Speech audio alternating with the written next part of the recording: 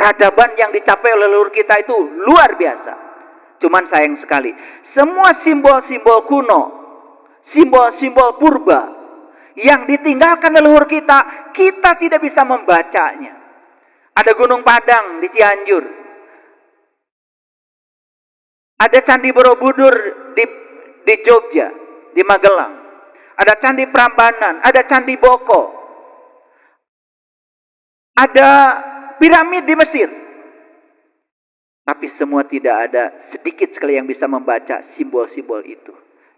Bayangkan leluhur kita itu saking sayangnya kepada kita, perjalanan mereka dalam mencapai hidangan dari langit itu disimbolkan dalam berbagai macam simbol. Sayang kita tidak mengerti, apalagi ada konspirasi yang membelokkan sejarah itu supaya kita menjadi manusia-manusia yang dangkal, tidak berpikir, jadi robot. Disuruh itu, suruh ini, mau aja melakukan walaupun tidak ada manfaatnya. Sesungguhnya awal agama itu adalah makrifatullah, mengenal Allah. Lanjut dulu. Ini Al-Maidah surat 5 ayat 110. Ya. Mau saya bacakan Arabnya atau Indonesianya? Saya kasih pilihan. Oh, Indonesianya aja. Ya udah kalau gitu saya lanjutkan baca Indonesianya. Ingatlah ketika Allah mengatakan, "Hai Isa putra Maryam." Ya, perhatikan ya. Isa putra Maryam. Jadi Isa dan Maryam itu bisa syariat, bisa hakikat. Isa secara syariat ya memang pernah ada nabi namanya Nabi Isa. Maryam secara syariat pernah ada seorang ibu yang melahirkan Isa namanya Siti Maryam. Itu syariat. Tapi Isa dan Maryam bisa juga dipandang secara hakikat. Isa itu adalah jiwa, Maryam itu tubuh. Jadi Maryam melahirkan Isa, berarti tubuh ini bisa melahirkan diri-diri sejati kita. Itu hakikat. Karena Quran itu dalam, banyak simbolik-simboliknya. Mau syariat, mau hakikat? Ya dua-duanya. Ya, mau pisang sudah dibuka atau dengan kulitnya? Iya, kalau sudah dibuka kan jijik. Betul nggak? Jangan pernah menyepelekan kulit. Ya, mau lotek dikasih pakai tangan atau dibungkus pakai daun. Tuh, dua-duanya ya. Awas, ada syariat, ada hakikat, ada thariqat, ada ma'rifat. Harus semua satu kesatuan. Yuk kita lihat ayat ini. Hai Isa putra Maryam, ingatlah nikmatku kepadamu dan kepada ibumu di waktu aku menguatkan kamu dengan Ruhul Kudus. Saya tidak akan terlalu dalam membahas ayat ini, karena ini sangat dalam sekali hakikatnya. Tetapi saya akan sesuaikan ayat ini dengan Quran surat Al-Imran yang saya bahas tadi. Oke? Karena waktu kita terbatas. Nanti di lain kali kalau kedewasaan kalian sudah sampai, baru saya sampaikan. Ini saya nggak mau bahas terlalu dalam. Kenapa? Saya tahu kalian tuh vibrasinya belum cukup untuk menerima lebih dalam lagi.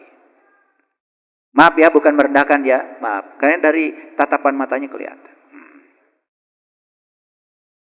Kamu dapat berbicara dengan manusia di waktu masih dalam buayan dan sesudah dewasa.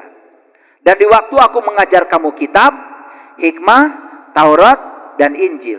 Dan di waktu kamu membentuk dari tanah berupa burung dengan seizinku. Diceritakan lagi di sini. Diceritakan lagi tadi, ya. Diceritakan lagi tadi, kan dibuat jadi burung sama. Nah, ternyata sebelum Tuhan berbicara kitab, hikmah, Taurat, Injil, itu dibentuk dulu. Menjadi burung dulu, berarti kan diizinkan untuk terbang dulu. Awas, ini bahasa simbolik. Berarti mendaki ke alam-alam yang tinggi. Jadi kalau gitu, kitab, hikmah, Taurat, Injil adanya di alam tinggi, alam rendah. Nah, jadi ini hidangan langit nih. Sebelum diberi hidangan langit itu harus dibentuk dulu jadi burung. Berarti terbang? Terbang. Lanjut dulu. Tapi dengan seizinku ya. Kemudian kamu meniup kepadanya. Kamu meniup kepadanya. Jelas sekali ayatnya. Jadi Isa itu meniup kepadanya, kepada burung. Sehingga burungnya bisa terbang. Lalu, kamu menyembuhkan orang buta sejak dari lahir. Dan orang yang berpenyakit kulit dengan seizinku. Dan di waktu kamu menghidupkan orang mati dengan seizinku. Dulu kita waktu belajar agama, pernah diajarin kan? 3 mujizat Nabi Isa. Betul? 1 menyembuhkan penyakit buta. Betul-betul buta yang ini. Menyembuhkan penyakit kulit. Kurap, panu, kudis, gitu kan? Gitu. Lalu menghidupkan orang mati. Benar-benar orang mati dihidupkan lagi tuh sama Isa. Bukan. Bahkan di Quran surat Ali Imran tidak spesifik bicara Isa kan? Ternyata semua rasul tugasnya 3 ini. Tapi Quran surat Al-Maidah ini spesifik berbicara 3 ini khusus kepada Nabi Isa. Clear? Clear? Oke. Ada kata burung? Ada. Ya? Berarti harus terbang? Harus. Bapak Ibu selama ini sudah terbang belum? Makanya. Coba lihat Pasar Baru Bandung dari beca.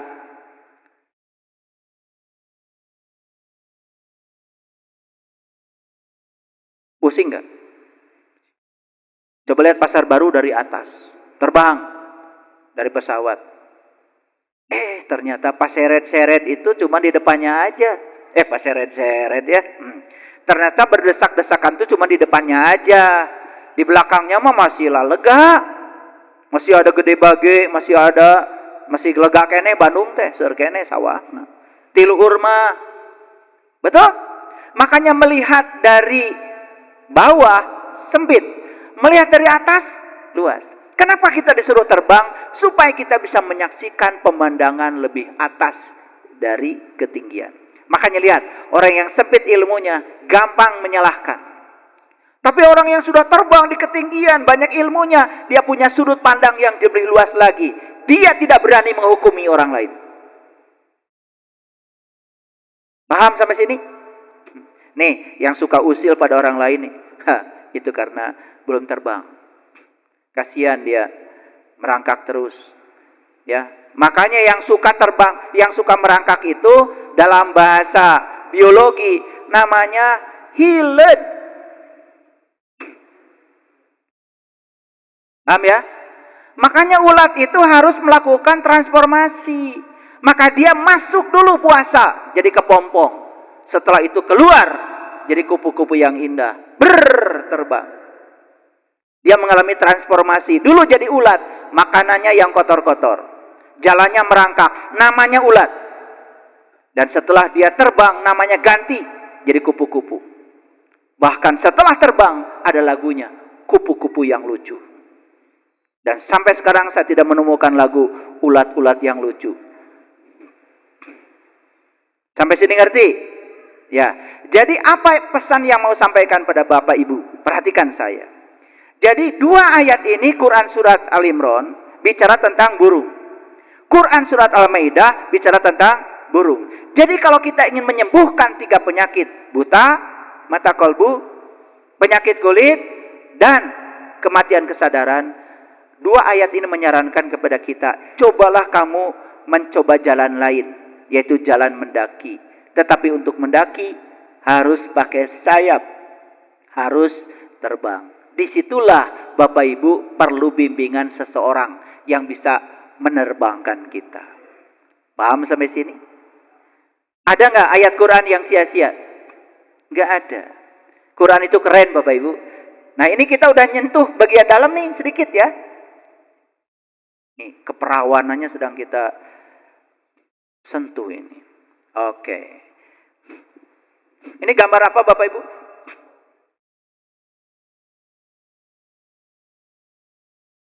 Jadi kalau Nabi Muhammad bicara buruk dalam tradisi Arab, ternyata leluhur kita di Nusantara sudah bicara lebih awal sebelum Nabi Muhammad.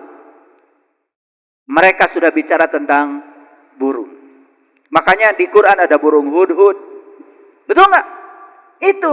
Tapi kita nggak paham selama ini. Pergi ke Candi Borobudur, ada relief. Ada orang yang minta-minta nggak ngerti. Siapa orang ini? Itu Bani Israel.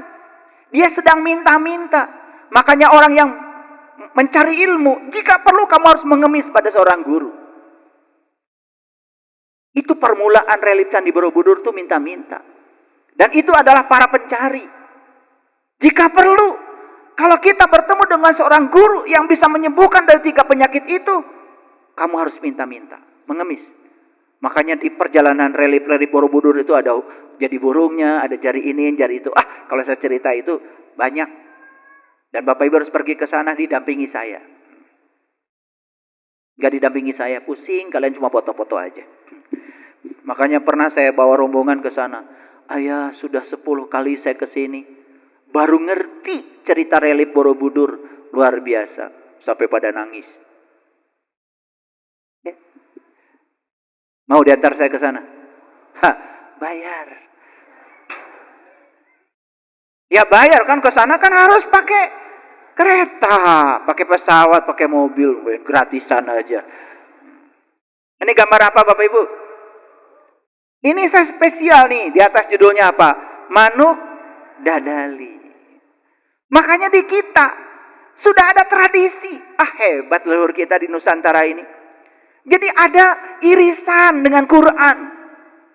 Makanya saya kagum ya kalau membaca budaya, keluhuran, peradaban yang dicapai oleh leluhur kita itu luar biasa.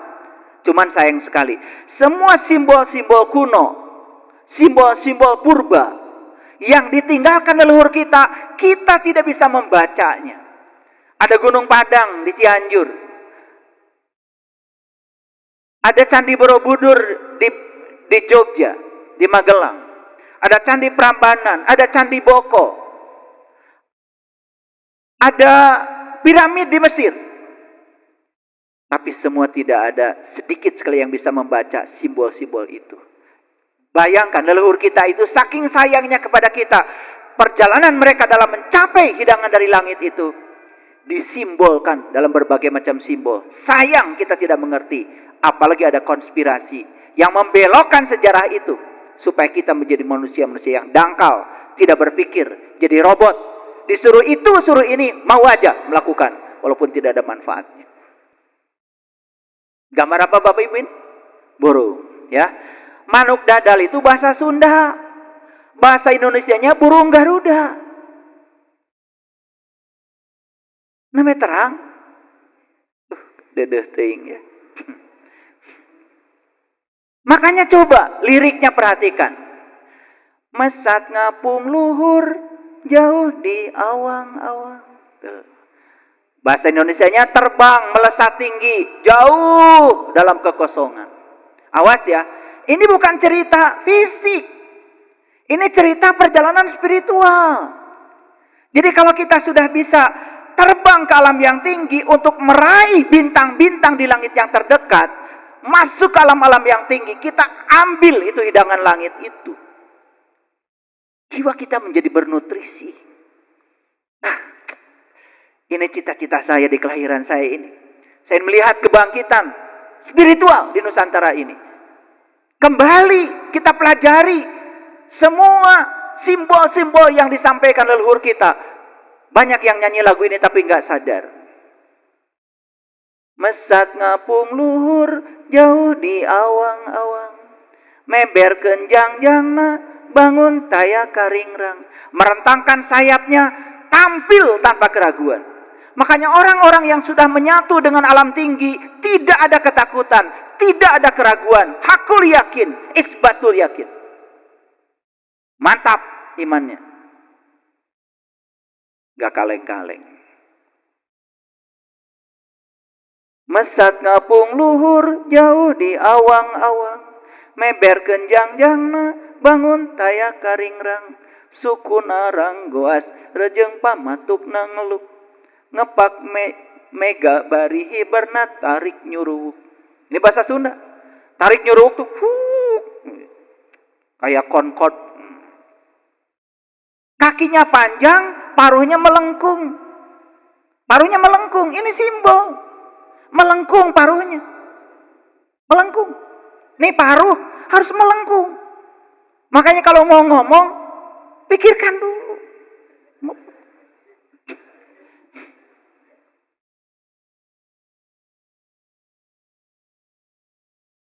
Ngepak mega, bari hiberna, tarik nyuruh, menyongsong awan sambil terbang dengan cepat.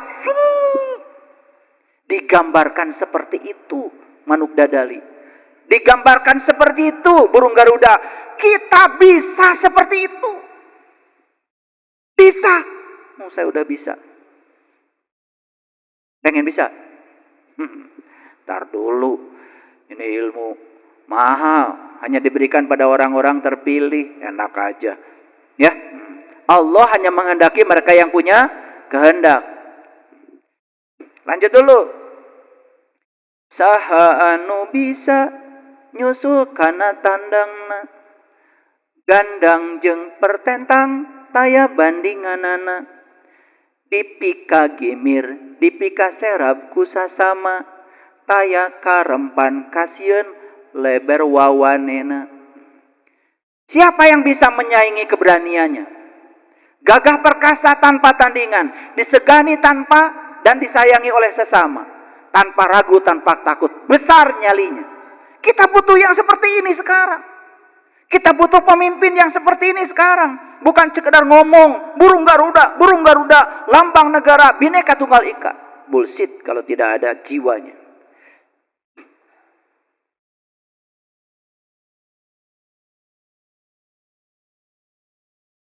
Manuk dadali, manuk panggagahna, perlambang sakti Indonesia Jaya.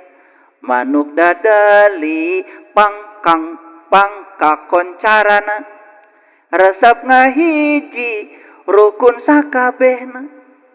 Jadi burung Garuda ini burung paling gagah, lambang sakti Indonesia Jaya. Burung Garuda yang paling tersohor, senang bersatu, rukun semuanya. Lihat saya semua para sahabat. Kalau orang yang sudah tinggi melihat sesuatu secara bijaksana dari ketinggian, tidak sempit sudut pandang, maka dia punya kebijaksanaan. Nah, kebijaksanaan itu bisa menyatukan. Coba berguru pada orang-orang yang mengajarkan kebencian. Disitulah kita akan disuruh membenci orang lain yang berbeda. Bahkan dianggap diri kita yang paling benar, memusuhi orang lain, bahkan menghalalkan darah orang lain atas agama dan Tuhan. Pelajaran apa yang kayak gitu? Katanya agamanya rahmat lil alamin. Ini malah jahat sama kelamin.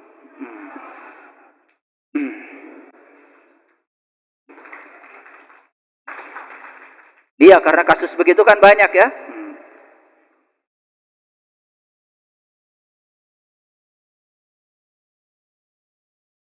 Hirup sauyunan tara pahiri-hiri, silih pikanya teinggis belapati, manuk dadali ngandung siloka sinatria, kersakumna bangsa di negara Indonesia.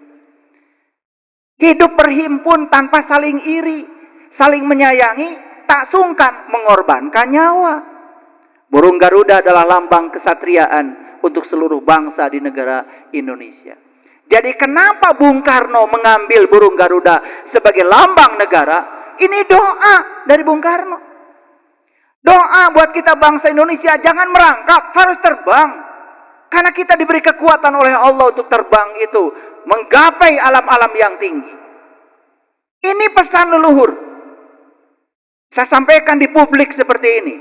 Biar semua masyarakat Indonesia, bangsa Indonesia sadar.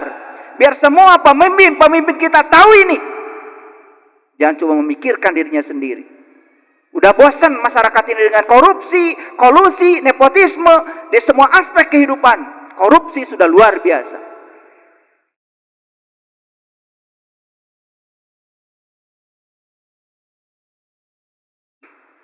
Makanya lihat Bapak Ibu, apa yang dipegang oleh kakinya burung Garuda yang gagah ini? Apa?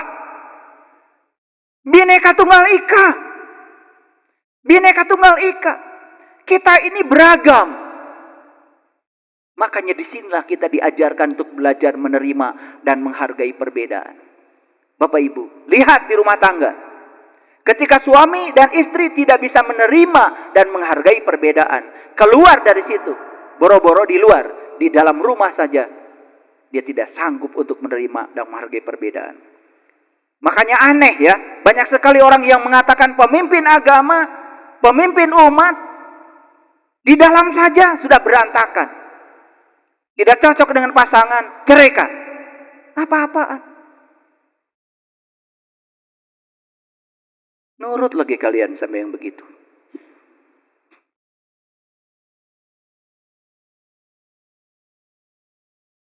Ya kalau tidak cocok, memang kita tidak cocok sama suami istri.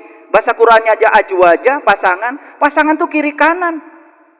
Kita oleh Allah dipasangkan dengan yang berbeda. Karena tujuan pernikahan, latihan menerima dan menghargai bahwa kita berbeda. Pengen sama. Jenis kelaminnya aja udah beda. Cara berpikirnya aja udah berbeda. Fisiologi berbeda, psikologi berbeda. Makanya Bapak Ibu kemarin saya memberikan pelatihan bagaimana menciptakan surga dalam pernikahan. Selesai pelatihan, 3 sesi saya bicara 7,5 jam. Banyak yang menangis. Saya suruh pelukan mereka, baru menangis. Saya baru sadar kalau kami berbeda. Selama ini saya saling menyakiti karena ingin pasangan saya seperti yang saya pikirkan. Mau sampai kapan kau begitu? Menciptakan neraka bagi keluargamu sendiri. Mau lari kemana? Kamu lari tidak bisa menerima pasanganmu? Maka kamu mau lari ke tempat lain? Cari yang di ilusi pikiranmu bisa memenuhi keinginanmu? Tidak. Kamu akan ketemu orang yang sama atau lebih buruk dari itu. Sebelum kita bisa menerima kelebihan dan kekurangan pasangan kita, kita tidak akan pernah diberikan orang yang berbeda. Akan diberikan orang yang sama terus-menerus. Mau sampai kapan? Mau lari kemana?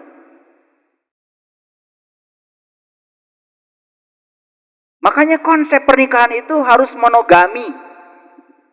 Dan tak terceraikan. Hanya kematian yang memisahkan. Saya tidak akan bahas burung Garuda ya. Sudah dibahas dulu di sekolah ya. Tapi saya cuma ingin lihat, para sahabat semua lihat di kakinya apa? Dibawa terbang Bhinneka Tunggal Ika? Dibawa terbang? Dibawa terbang, dipegang. Dijunjung tinggi. Kita sekarang, kalau tidak bisa menerima dan menghargai perbedaan, bangsa ini di ujung tanduk. Apalagi Anda mengklaim, saya paling benar, yang lain salah. Saya benar, yang lain sesat. Sesat menyesatkan ini dianggap biasa. Padahal di Quran jelas sekali. Inna rabbaka huwa alamu biman dola an sabilihi wa huwa alamu bil mutadin. Hanya Allah yang bisa menilai siapa yang tersesat dan siapa yang berada di jalan Allah. Lembaga manapun, manusia manapun, tidak ada yang berhak. Kita cuma ngaku-ngaku aja pedoman hidupnya Quran. Tapi kita tidak pernah memahami esensinya Al-Quran. Paham sampai sini Bapak Ibu? Oke. Lanjut dulu. Makanya di Quran surat Al-Maidah ayat 111, perhatikan. Al-Maidah 111, para sahabat yang di rumah, boleh sambil membuka Al-Quran.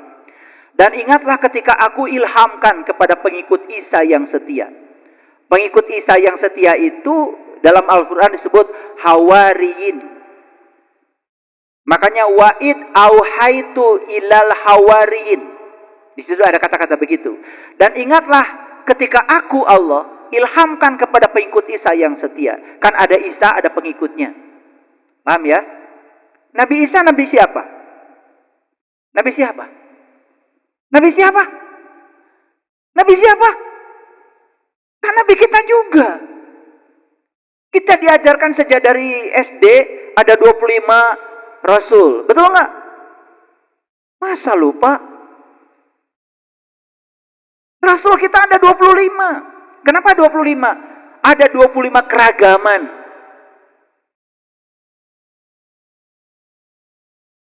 Dan kalau saya bahas tentang Rasul, ini habis waktunya. Ya udah gitu aja dulu. Jadi sosok yang diutus Allah ke alam dunia ini beragam. Ada Nabi Ayub dengan penyakitnya sampai pada Allah. Ada Nabi Isa dengan kemiskinannya sampai pada Allah. Ada Nabi Sulaiman dengan kekayaannya sampai pada Allah. Itu maksudnya keragaman mereka itu semuanya itu bisa mengantarkan mereka kepada Allah. Makanya nggak usah takut. Ada yang sampai pada Allah dengan kekayaan yang banyak. Ada yang sampai kepada Allah dengan kekurangan kekayaannya. Ada yang sampai pada Allah dengan penyakitnya. Ada yang sampai pada Allah dengan kesehatannya. Ada yang sampai kepada Allah dengan kegantengannya kayak Yusuf. Itu harus dipelajari sebagai keragaman. Udah nanti aja ya dibahas itu. Ini dulu. Berimanlah kamu kepadaku dan kepada Rasulku. Mereka menjawab, kami telah beriman dan saksikanlah bahwa sesungguhnya kami adalah orang-orang yang patuh. Kenapa mereka patuh? Karena pengikut Isa ini bukan sekedar pengikut. Mereka itu sudah bisa merasakan dan mengalami apa yang dialami oleh Isa. Itu iman yang benar begitu, bukan sekedar percaya, tapi sudah membuktikan, bukan sekedar percaya. Lanjut, ayat 112. Ingatlah ketika pengikut-pengikut Isa berkata, hai Isa putra Maryam, sanggupkah Tuhanmu menurunkan hidangan langit kepada kami? Hebat ya Quran.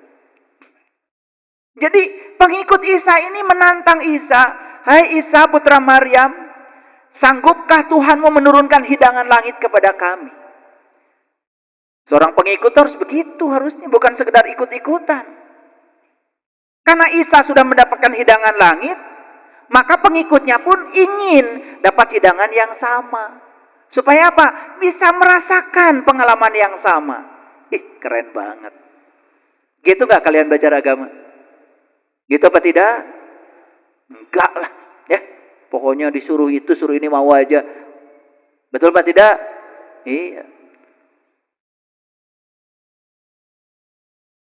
Jadi ini muncul kata-kata hidangan dari langit ya. Nah, Isa menjawab, bertakwalah kepada Allah jika kamu betul-betul orang yang beriman. Ini jawabannya luar biasa. Pengikutnya Isa mengatakan kepada Isa, hai Isa putra Maryam, sanggupkah Tuhanmu menurunkan hidangan langit kepada kami? Apa jawaban Isa? Bertakwalah kamu kepada Allah jika kamu betul-betul orang yang beriman. Jadi ternyata ayat ini memberikan isyarat pada kita untuk dapat hidangan dari langit itu. Jalannya apa? Takwa. Takwa. Sudah tahu takwa belum? Sudah tahu belum? Ya iya. Takwa cuma tahunya menjalankan perintah Allah, menjauhi larangannya gitu. Nggak level. Coba lihat kata takwa di Quran. Surat Al-Baqarah ayat 63. Wa id akhadna mitsaqakum wa rafa'na fawqakumut tur khudu ma atainakum biquwwatin wazkuru ma fihi la'allakum tattaqun. Takwa itu prosedur. 1, mengambil janji kata Allah. 2, diangkat gunungnya. Gunung itu lambang dari kesadaran. Angkat kesadaranmu, naik ke atas. Pakai sayapmu, terbang ke langit yang tinggi. Tempuh setiap langit-langit kesadaranmu. Luar biasa. Jadi tahap pertama mengambil janji. Tahap yang kedua, angkat gunungmu, angkat kesadaranmu. Tahap yang ketiga, kata Allah, aku akan pertunjukkan diriku kepadamu.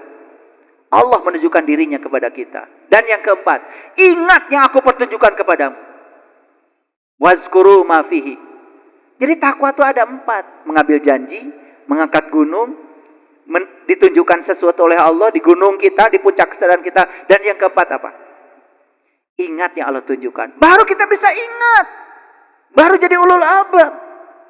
Karena kita tidak mungkin bisa mengingat dia kalau kita belum kenal sama dia. Masuk akal? Masuk akal nggak Bapak Ibu? Ya. Saya menggunakan kajian ini dengan pendekatan saintifik.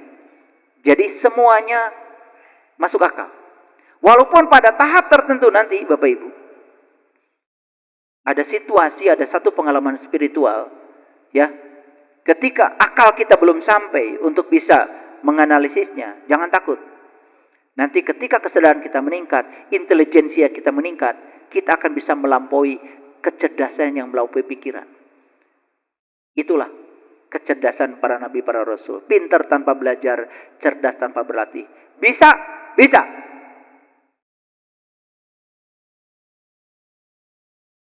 Asal kalian berguru pada yang tahu. Suka bohong. Jadi gimana cara mencapai hidangan dari langit? Apa kata Nabi Isa? Bertakwalah kepada Allah. Takwanya lihat di Quran surat Al-Baqarah ayat 63. Lanjut dulu. Sekarang Al-Maidah 113. Mereka berkata, siapa mereka? Siapa? Baru aja dibicarakan. Hawariyin, pengikut Isa yang setia. Ya, Isa itu kan Rasul. Pengikutnya itu berarti Bani Israel. Jangan keluar dari konteks. Lanjut dulu. Mereka berkata, kami ingin memakan hidangan itu. Luar biasa. Dan supaya tentram kolbu kami.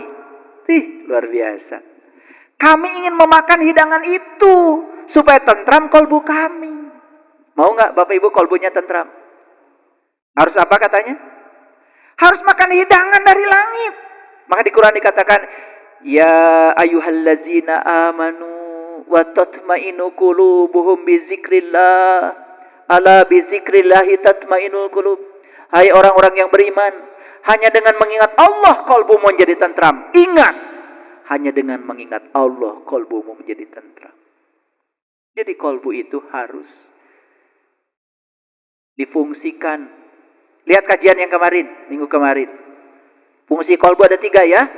1 memahami, 2 melihat, 3 mendengar. Lihat lagi kajian yang kemarin. Udah saya jelaskan.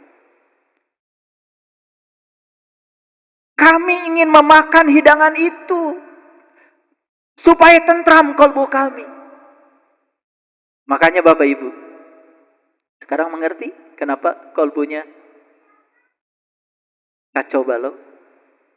Paham? Paham? Salat sudah, umroh sudah, haji sudah, semua ritual sudah dilakukan. Tapi kolbunya kacau balau. Ngerti sekarang? Apa jawabannya? Karena belum dapat hidangan.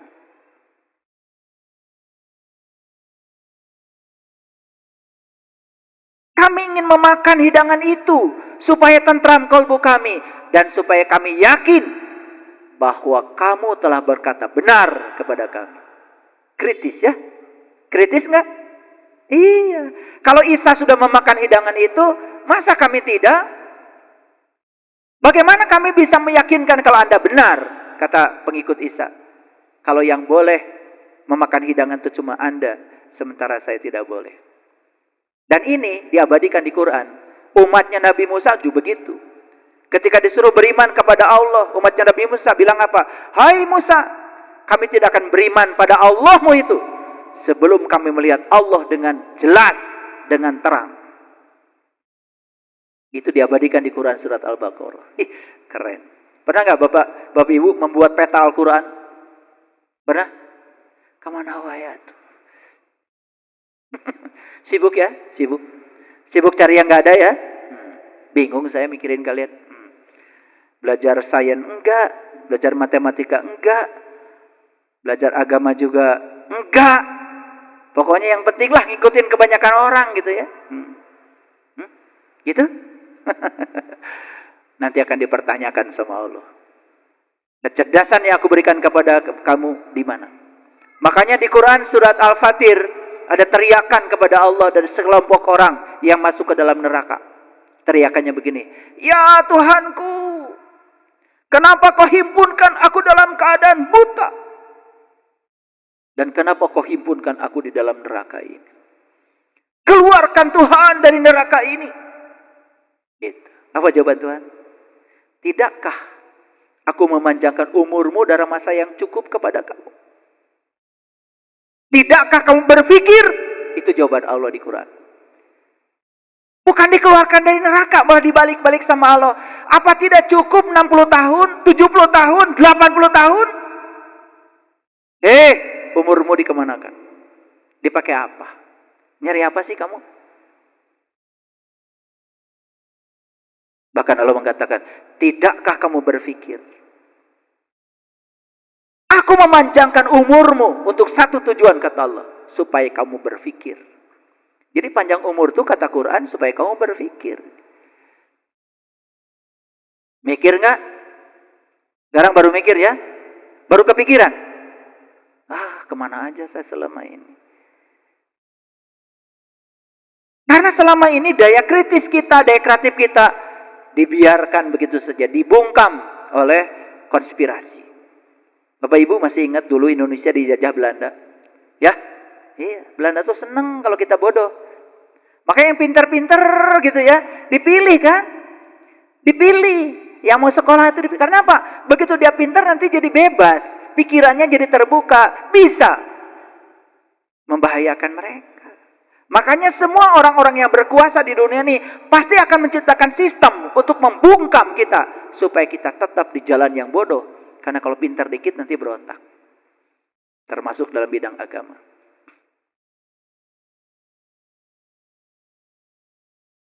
Ya, kalian kan mau berdoa aja harus sama Pak Kiai. Biar Pak Kiai punya jasa.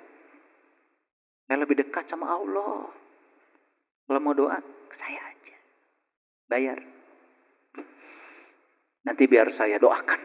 Begitu? Seolah-olah kita ini jauh dari Allah. Padahal Allah bilang, aku bersama kamu, lebih dekat daripada urat nadi lehermu. Setiap manusia punya akses yang sama kepada Allah. Tapi kita nggak percaya diri. Betul apa tidak? Kenapa nggak percaya diri? Karena dibuat tidak percaya diri. Supaya ada orang yang merasa berjasa. Seolah-olah dia bisa mengantarkan kita kepada Allah. Teori konspirasi.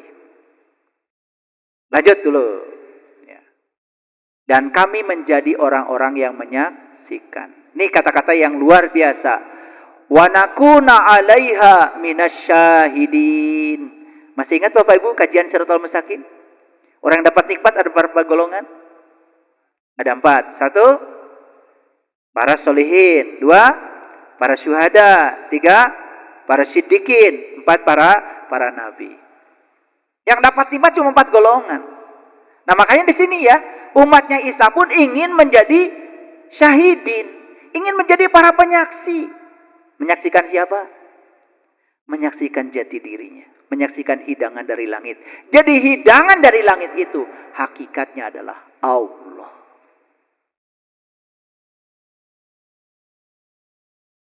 Oke, lanjut. 114. Makanya Isa putra Maryam berkata, Allahumma Rabbana anzil alaina ma'idatan minas sama'i takunu lana id. Di situ ada kata-kata id. Luar biasa ya. Ya Tuhan kami turunkanlah kepada kami hidangan dari langit. Yang akan menjadi hari raya bagi kami. Jadi ternyata menurut Quran surat Al-Maidah ayat 114. Id itu bukan merayakan hidangan dari bumi. Tapi id itu justru saat kita dapat hidangan dari langit. Makanya id puncaknya saum. Ya kenapa saum diterjemahkan puasa? Ingat ya, puasa bukan bahasa Arab. Puasa itu bahasa Pali dari kata upavasa. Upa itu adalah upaya, fasa itu adalah ketinggian. Jadi upavasa itu berupaya sekuat mungkin supaya kita tetap di alam yang tinggi, gak jatuh ke bawah. Suka marah gak Bapak Ibu? Yang kepancing dengan kemarahan berarti jatuh ke alam rendah. Jaga di alam tinggi. Suka kesal? Suka. Suka iri hati? Suka. Suka membenci orang lain yang sukses. Nah lihat orang-orang yang rendah frekuensinya, orang lain bahagia, dia tidak bahagia. Orang lain hancur lebur, dia malah bahagia. Aduh manusia macam apa kayak gitu. Makanya ya dalam teori cinta, dalam hukum tarik menarik, orang yang tidak bahagia ketika orang lain bahagia, dia tidak akan pernah bisa meraih yang diraih oleh orang lain. Lihat ya, mohon maaf ya. Silakan bikin riset ya. Lihat orang yang iri hati. nggak akan kaya. Lihat orang-orang yang tidak bahagia kata orang lain kaya. Lihat, miskin selamanya. Suka ngomongin kekayaan orang, tidak suka dengan kebahagiaan orang. Lihat orang kayak gitu. Dia menarik semua yang buruk ke dalam kehidupannya. Ya, bos saya nengoknya ke sini ya. Ya Tuhan kami, turunkanlah kepada kami hidangan dari langit. Dan turunnya hidangan ini akan menjadi hari raya bagi kami dan bagi orang-orang yang bersama kami. Dan yang datang sesudah kami. Dan menjadi tanda engkau. Ternyata hidangan dari langit itu tanda engkau. Jadi jelas ya, hidangan dari langit apa? Ya engkau.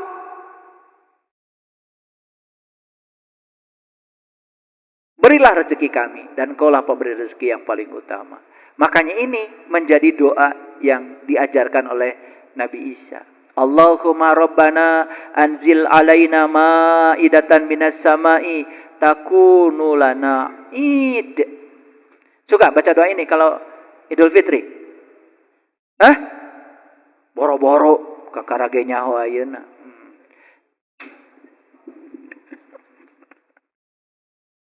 Sibuk teuing ngadamel tanya ibu.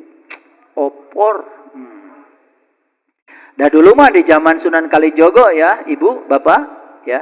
Idul Fitri teh dirayakan dengan membuat kupat. Jadi kupat itu bahasa Jawa. Terus jantan bahasa Sunda ya nama. Kupat teh laku sing papat. Papat itu dalam agama Islam ya serba 4. Syariat, tarekat, hakikat, makrifat, tanah, air, api, udara. Abu Bakar, Umar, Utsman, Ali. Ya, zat, sifat, asma, af'al. Semuanya 4. Makanya laku sing papat. Makanya lihat itu ketupat. Ketupat itu luarnya kan janur. Janur itu dari bahasa Arab ja'a nuron. Telah datang cahaya.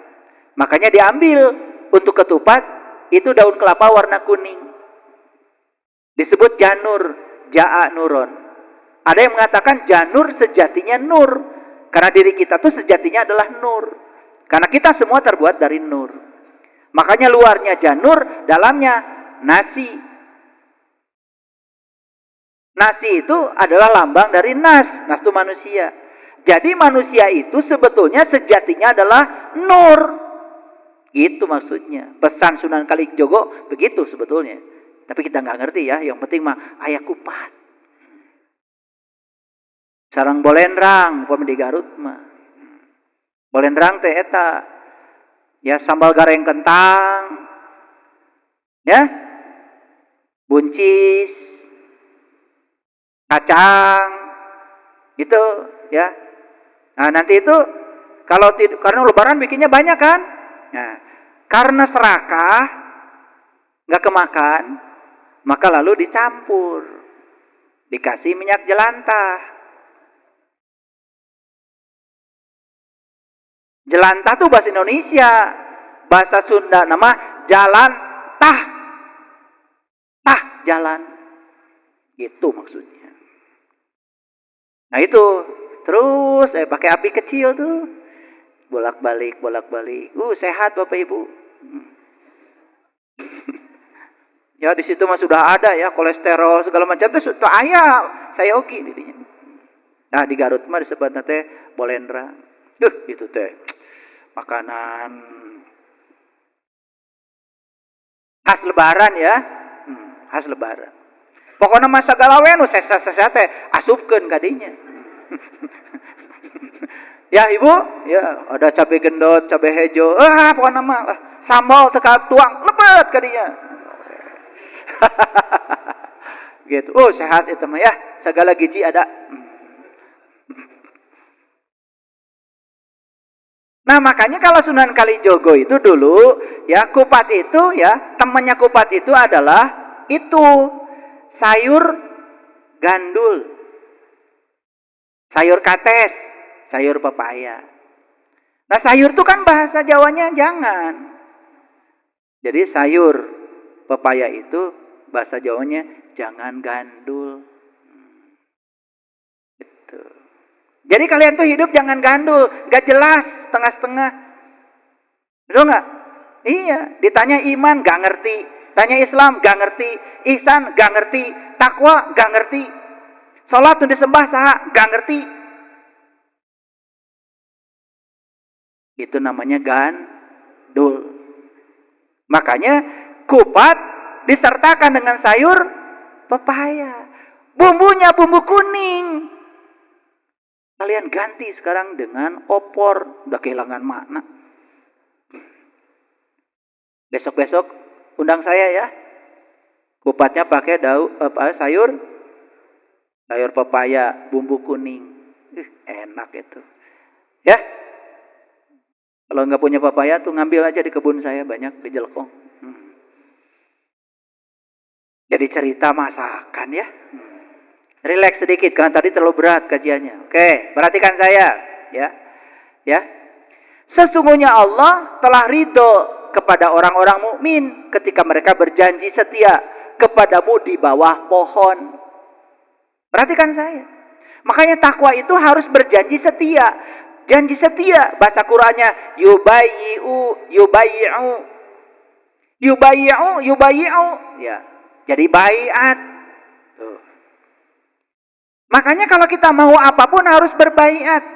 Melakukan ikrar, pejabat aja mau menjabat jabatan tertentu berbaiat. Betul enggak? Makanya Bapak Ibu harus punya komitmen. Mau enggak melakukan perjalanan terbang ke langit, mengambil hidangan dari langit? Berkomitmen dulu. Pada siapa? Ya pada dirimu sendiri, enggak usah sama orang lain. Itu transaksi dengan diri kamu sendiri. Makanya dikatakan di sini, ya, sesungguhnya Allah telah ridho terhadap orang-orang mukmin ketika mereka berjanji setia kepadamu di bawah pohon. Kok berjanji setia di bawah pohon? Pohon apa? Pohon zaitun. Mana pohon zaitun? Ini pohon. Ini buah tinnya. Luar biasa Quran.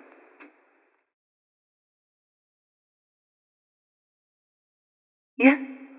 Makanya pohonnya itu bukan dari timur, bukan dari barat.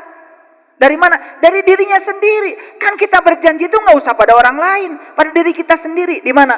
Di bawah pohon. Maka Allah mengetahui apa yang ada di dalam kolbu mereka, lalu menurunkan ketenangan atas mereka dan memberi balasan kepada mereka dengan kemenangan yang dekat. Makanya judul kajian kita hidangan dari langit dan kemenangan. Ternyata al-Fath itu awalnya keterbukaan. Puncaknya keterbukaan adalah kemenangan. Karena sudah terbuka mata kolbunya, bebas dari penyakit kulit. Karena sudah bebas dari penyakit kulit, bangkit kesadarannya. Jadi manusia yang sadar kembali, sadar pada jati dirinya, kembali kepada fitrahnya yang asli, kembali memiliki kesadaran Adam yang pertama diberikan Allah. Maka ketika dia pulang, itulah kemenangan. Maka bahasa Qur'annya, ya, fathan qarib. Itulah kemenangan yang dekat. Dekat apa jauh Bapak Ibu? Dekat apa jauh? Di mana kemenangan itu adanya? Di sini. Sudah tersedia sekarang? Sudah tersedia. Tinggal Bapak Ibu melepaskan semua hambatan-hambatan. Kenapa selama ini kita tidak menang terus? Lihat saya semuanya. Ibu-ibu, kalau nyapu, cari yang kotor, cari yang bersih. Cari yang apa? Yang kotor. Ketika dibuang yang kotornya, sisanya apa? Jadi bersih itu buatan kita atau sifat alami dari alam semesta? Sifat alami. Coba buang yang kotor-kotor, kan sisanya bersih. Ibu bapak tidak menciptakan bersih. Bersih itu sifat alami. Kita itu cuma membuang kotornya saja. Jadi bahagia itu sifat alami. Hidangan dari langit itu sifat alami, sudah tersedia di sini. Di sini, Bapak Ibu. Buang aja semua hijab-hijabnya. Cuman si hidangan ini sekarang terhijab. Oleh apa? Oleh diri palsumu. Karena selama ini sejak dari lahir sampai sekarang kita lebih banyak menjadi orang lain ketimbang jadi diri kita sendiri. Kita lebih banyak di jalan orang daripada di jalan kita sendiri. Bapak Ibu, sampai ayat ini terasa nggak kerennya Al-Quran? Keren nggak Al-Quran? Keren ya. Nah, dalam Quran surat As-Sajdah, surat yang ke-32 ayat 29, kemudian Allah mengatakan, katakanlah, pada hari kemenangan itu tidak berguna bagi orang-orang yang tertutup iman mereka, dan tidak pula mereka diberi tangguh. Jadi hari kemenangan itu tidak berguna sama sekali buat orang-orang yang masih tertutup. Tertutup apanya? Tertutup penglihatan kalbunya. Kalau masih tertutup penglihatan kalbunya, dia masih punya penyakit kulit. Kalau tertutup penglihatan kalbunya, dia pun belum sadar. Belum mengalami hari kebangkitan. Belum mengalami kiamat.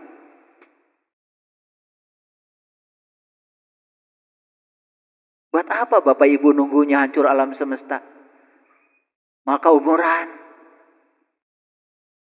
Ya, sudah kiamatkan aja diri kita saat ini. Saya mau bangkit dari kebodohan. Saya mau bangkit dari ketidaksadaran. Saya mau bangkit dari penyakit kulit yang menghujam diri saya. Saya akan bangkit dari ketertutupan mata kalbu saya. Kapan? Sekarang juga.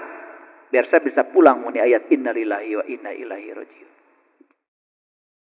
Jadi Allah mengatakan, pada hari kemenangan itu tidak berguna bagi orang-orang yang tertutup iman mereka, dan tidak pula mereka diberi tangguh.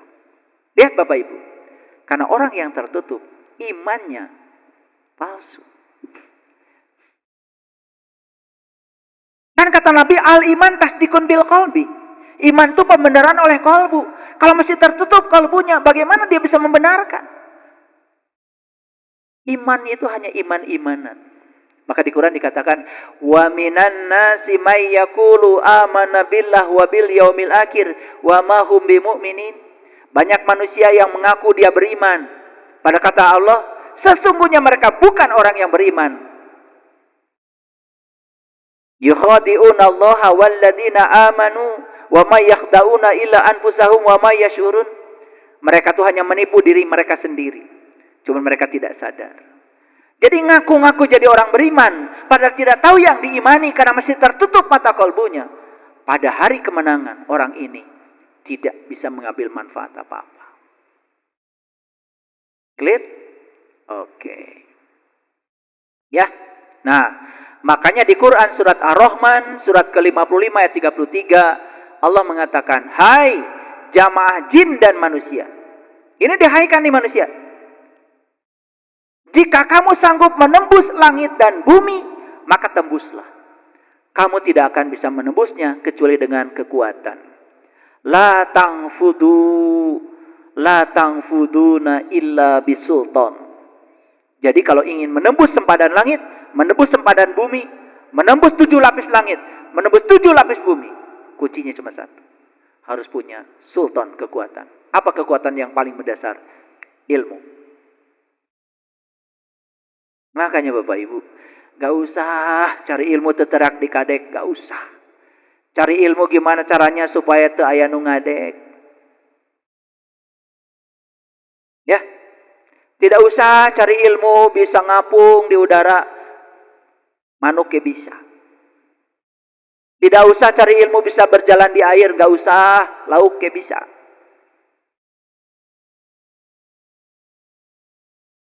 Ya. Kalau kita ingin membentengi diri kita, bentengi dengan cinta, bentengi dengan akhlak, peduli pada orang lain. Hadiah dari mencintai adalah dicintai. Gak usah cari ilmu kesaktian itu, kesaktian ini. Jadi orang baik aja, sakti. Ya, jadi bisa gak menembus sempadan langit? Bisa menembus sempadan bumi? Bisa. Bisa. Kuncinya apa? Dengan ilmu. Nah, jadi perjalanan ke dalam diri Bapak Ibu, itu jalan menuju pertumbuhan pribadi dan kekuatan sejati. Perjalanan ke dalam diri itu adalah perjuangan internal untuk mengasah ketangguhan, mengatasi keterbatasan diri, mencapai potensi yang maksimal. Mungkin Bapak Ibu akan terkejut. Ternyata diri saya tidak seperti yang saya pikirkan selama ini. Ternyata diri saya ini hebat. Makanya kenapa ya para penjajah itu tidak suka kalau orang sadar. Kalau orang sadar dirinya punya potensi dan hebat, apalagi potensinya tanpa batas, sangat berbahaya. Perjalanan ke dalam diri itu menumbuhkan keberanian untuk menghadapi realitas. Maka lihat orang-orang yang sudah mencapai hidangan dari langit, dia berani menghadapi segala realitas. Dia tetap tenang di segala situasi. Lihat itu, orang-orang seperti itu. Sudah begitu Bapak Ibu? Perjalanan ke dalam diri adalah proses penyucian yang memungkinkan menemukan jati diri dan kekuatan yang tersembunyi. Makanya banyak ya, saya sudah bagikan ilmunya. Kenapa kita kesusahan ekonomi? Kenapa kita kesulitan uang? Bisa nggak dibuka pintu-pintunya, kunci-kuncinya? Bisa.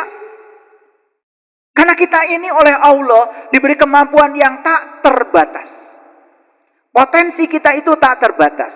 Kebahagiaan kita tak terbatas. Dan semua kekuatan yang tersembunyi ini bisa dibangkitkan dengan mengenali jati diri. Perjalanan ke dalam diri membebaskan segala ketakutan, membebaskan segala keraguan, membebaskan segala kecenderungan yang negatif yang menghambat kemajuan spiritual. Dan orang yang selalu terhambat kemajuan spiritualnya, ini karena masih digoda oleh pikiran yang negatif di sini, masih digoda oleh diri palsunya. Perjalanan ke dalam diri, belajar mengenali diri secara mendalam untuk pertumbuhan kesadaran. Makanya puncaknya perjalanan ke dalam diri menjadi orang-orang yang sadar. Lihat orang yang sadar, beda hidupnya dengan orang yang tidak sadar. Perjalanan ke dalam diri menemukan kekuatan sejati di dalam diri. Oh, ternyata kekuatan sejati saya tidak di luar, tidak pada uang, tidak pada harta, tidak pada jabatan. Kekuatan diri sejati saya ada di dalam diri saya. Perjalanan ke dalam diri mengasah ketangguhan mental dan emosi. Banyak orang yang kecerdasan emosinya sangat rentan, gampang marah, gampang tersinggung, gampang menyesali keadaan. Kenapa? Karena tidak melakukan perjalanan ke dalam. Perjalanan ke dalam diri adalah pemberdayaan diri, memperoleh kepercayaan diri dan kemauan yang lebih besar untuk mencapai tujuan hidup yang bermakna. Masa tidak ingin hidup kita lebih bermakna begitu? Perjalanan ke dalam diri membangun kesehatan mental dan kesejahteraan pribadi. Harusnya, maaf Bapak Ibu, hidup kita itu sejahtera, lahir, batin. Harusnya hidup kita berkelimpahan. Kenapa? Karena kreator kehidupan kita lah diri kita, bukan Allah. Allah adalah katalisator. Dia hanya fasilitator. Dia hanya merespon apa yang kita sampaikan kepadanya. Kita dikasih pikiran dan perasaan yang bisa membangun keyakinan untuk menciptakan realitas hidup seperti apa yang kita mau. Bisa, bisa. Saya kalau bicara begini, apalagi kepada teman-teman, sahabat-sahabat yang di komunitas, di Bumi Spiritual Indonesia, saya kasih contoh. Ini loh karya saya. Ini yang saya bicarakan. Ini loh.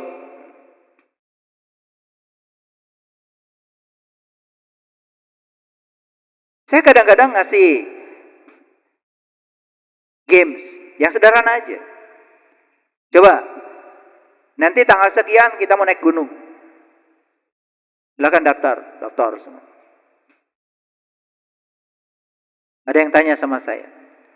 Saya umurnya 84, Pak. Bisa, daftar aja. Saya kakinya sakit, daftar. Kepalanya puyeng, Pak, daftar. Semua hanya pikiran kamu aja, ilusimu sendiri. Udah, begitu nyampe situ, saya hipno dulu. Saya ubah mindsetnya. Saya cuma bilang begini, tidak ada tanjakan. Tanjakan itu hanya di pikiran. 1000 langkah Tidak pernah kita harus sekali melangkah. Hanya selangkah-selangkah. Fokus, tundukkan kepala, perhatikan satu langkah di depanmu. Saya ngomong aja sepanjang jalan begitu. Begitu sampai di puncak gunung mereka baru teriak, saya bisa sampai di sini. Ternyata yang melemahkan pikiran kamu adalah pikiranmu sendiri. Lihat tanjakannya yang banyak. Wah, capek.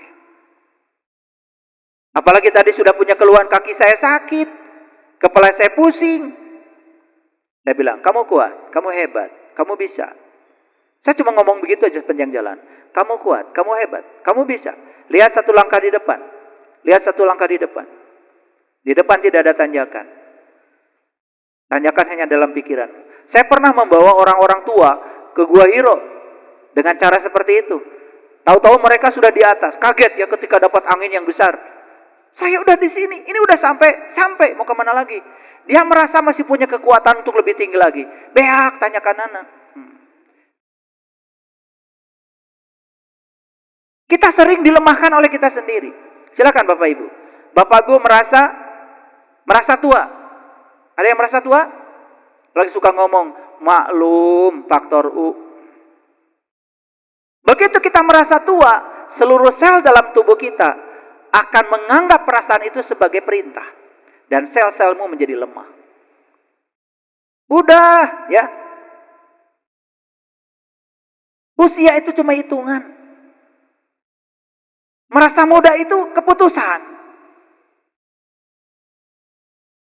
Putuskan merasa muda. Kuat. Naik 1, 2, 3 tanjakan sudah letoy. Ya. Ini pemberdayaan diri. Nah, perjalanan ke dalam diri juga membangun kesehatan mental dan kesejahteraan pribadi. Jadi kalau orang benar perjalanan spiritualnya, benar cara beragamanya, harusnya dia itu sejahtera lahir dan batin. Harusnya tidak banyak konflik. Maaf ya Bapak Ibu, kerja nggak punya, rumah ngontrak,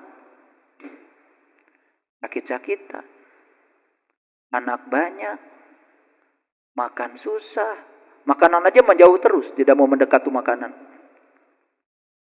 Berarti kan hukum tarik-menariknya kan tidak berlaku di situ. Betul nggak? Ya. Hanya mengharapkan belas kasih dari orang, timbul perasaan miskin. Perasaan miskin akan menarik kemiskinan lebih dalam lagi. Maka kemiskinan itu berasal dari perasaan miskin. Lihat mobil bagus lewat. Wih, bagus ya mobil. Uang dari mana? Abdi mamung sakit. Sakit. Orang Sunda, orang Padang sakit. Makanya orang Padang jualan koran. Ditanya sama orang Sunda, kamu kerjanya apa? Oh, ambo jago karate. Jago karate itu menjaga kertas. Berarti jualan koran. Orang Sunda salah tangkap. Dikiranya jago karate. Jago karate. Jadi pukul. Begitu dipukul, sakit. Orang Sunda bilang sakit ya. Tuh. Ya digebuk deh, ya tuh sekali deh. Gitu. Bahaya makanya kalau komunikasi ya. Kayak istri saya, mana istri saya? Oh, istri saya. Istri saya itu sering dibawa ke Padang sama saya, ke Minangkabau. Nggak bisa-bisa tuh bahasa Minang. Kalau saya udah lancar bahasa Minang. Kadang-kadang saya ceramah agama di sana pakai bahasa Minang. Nah itu karena dianggap saya bisa, istri saya dianggap bisa. Makanya kalau istri saya diajak ngobrol bahasa Minang, luar biasa itu. Dia ngomong pakai bahasa Sunda. Rame itu. Yang sana pakai bahasa Minang, ini pakai bahasa Sunda. Ternyata saya tanya, kamu lancar sekali. Nggak ngerti yang dibicarakan dia. Pokoknya yang penting bicara. Ini Minang, ini. Itu kan nggak nyambung. Betul nggak? Makanya Allah juga di Quran mengatakan, aku tidak mengutus seorang utusan kecuali sesuai dengan bahasa kaumnya. Keren banget Allah. Ya, oke. Jadi Bapak Ibu, dari kajian ini, hari ini, kita bisa melihat ya.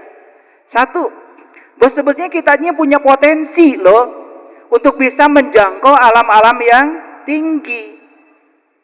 Bisa menjangkau frekuensi tinggi, vibrasi tinggi. Dan kalau kita bisa mencapai frekuensi itu, kita akan menarik semua yang tinggi-tinggi. Like attracts like. Yang serupa menarik yang serupa. Begitu hukum alam bekerja. Jadi dari kajian ini kita bisa mengambil kesimpulan, ternyata kita oleh Allah diberi kemampuan yang luar biasa, namun kemampuan itu selama ini sama sekali tidak digunakan karena kita tidak memantaskan diri kita. Ya, jadi mari kita raih hidangan langit dan kita harus sukses memperoleh kemenangan. Terima kasih. Assalamualaikum warahmatullahi wabarakatuh.